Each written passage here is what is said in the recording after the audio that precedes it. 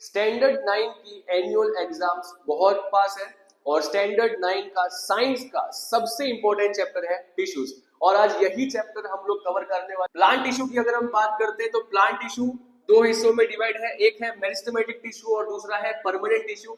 Meristematic tissue बेटा वो tissue होता है जो कॉन्स्टेंटली डिवाइड करता है, मतलब ग्रोथ करता रहता है, और परमानेंट टिश्यू वो टिश्यूज होते हैं जो ग्रोथ नहीं करते, जो रुक जाते हैं। परमानेंट टिश्यू पहले मेरिस्टेमेटिक टिश्यू ही थे, लेकिन एक टाइम के बाद वो अपनी ये कैपेसिटी खो देते हैं और फिर ये परमानेंट टिश्यू में कन्वर्ट हो जाते हैं।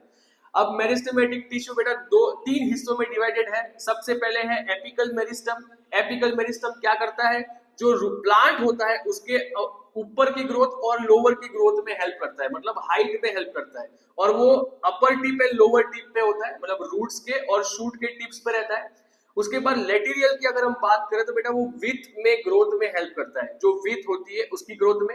इंटरकैलरी की अगर हम बात करते हैं बेटा तो कोई भी नॉड्स जो होते हैं, स्टेम में नॉड्स होते हैं, तो नॉड्स की ग्रोथ में इंटरकैलरी टिश्यू काम करता है।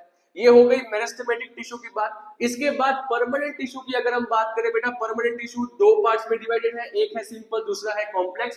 सिंपल इसीलिए है क्योंकि ये इसके अंदर एक सेल होता है, और कॉम्प्लेक्स इसीलिए है क्योंकि इसके अंदर मल्टीपल सेल्स होते हैं।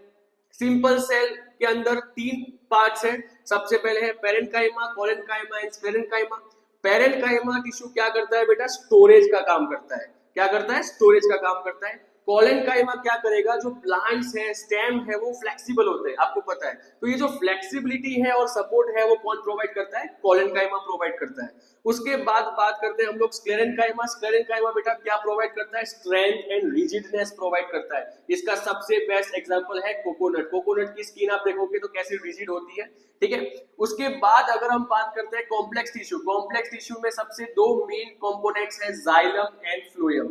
जाइलम बेटा water transport, water and mineral transport में हेल्प करता है, और वो यूनिडायरेक्शनल होता है क्योंकि वो रूट से स्टेम और लीव्स तक जाता है। और फ्लोएम बेटा फूड ट्रांसपोर्ट करता है, जो लीव्स में फूड बनता है वो ट्रांसपोर्ट करता है, और वो बाई डायरेक्शनल है, मतलब नीचे भी जाएगा ऊपर भी जाएगा, जहां जरूरत है वहां जाएगा। अब जाइलम और फ्लोएम के अंदर पार्टिकल्स चार हैं। अगर यहाँ पर बात करें तो ट्रेचीड्स, वेसल्स, जाइलम फाइबर्स और जाइलम पेरेन्काइमा। इसके अंदर फ्लोएम की बात करें तो sieve tubes, companion cells, phloem fibres and phloem parenchyma. अब बेटा सीव ट्यूब्स क्या होते हैं, सीव ट्यूब्स वो ट्यूब्स हैं जो ट्रांसपोर्टेशन करते हैं। और कंपेनियन सेल्स क्या करते हैं बेटा, सीव ट्यूब्स के पास क्या नहीं होता, न्यूक्लियस नहीं होता। तो कंपेनियन सेल्स क्या प्रोवाइड करते हैं, न्यूक्लियस प्रोवाइड करते हैं सीव ट्यूब्स को।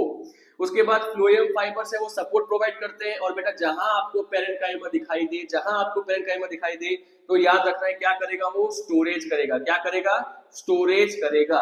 तो ये था बेटा प्लांट टिश्यू। अब हम बात करते हैं एनिमल टिश्यू के बारे में।